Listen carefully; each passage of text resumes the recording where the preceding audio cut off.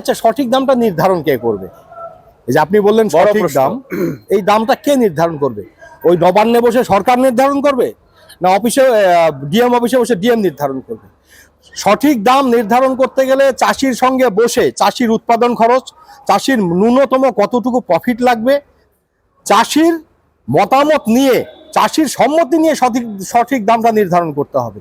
ওই কোনো জায়গা থেকে বসে সঠিক দাম নির্ধারণ করলাম, তার উৎপাদন খরচ কত, তার কি সমস্যা আছে, তার কতটুকু প্রফিট দরকার, এগুলো না নিয়ে যদি আমি থুপিয়ে দেই এটাই সঠিক দাম, তাহলে তো সেটা সম্ভব নয়। তা এইবারে সঠিক দামটা কে দেবে? গতবার যদি আপনাদের সঠিক দাম 28 টাকা হয়ে থাকে বাজারে, তো এইবারে সঠিক দামটা নিশ্চয়ই 28 টাকা হওয়া উচিত।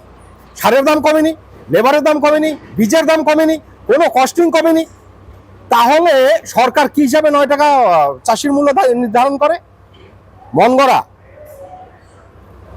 সারের দাম আপনারা কোম্পানি ঠিক করবে, প্যাকেটের দাম কোম্পানি ঠিক করবে, পেস্টিসাইডের দাম কোম্পানি ঠিক করবে, আলুর প্রোডাকশন কস্ট কি হলো সেই ব্যাপারে চাষির দাম, চাষির মূল্যে, তারপরে বস্তুর দাম চাষি ঠিক করতে পারবে না, ওটা অন্য কেউ ঠিক করবে, সরকার ঠিক করবে।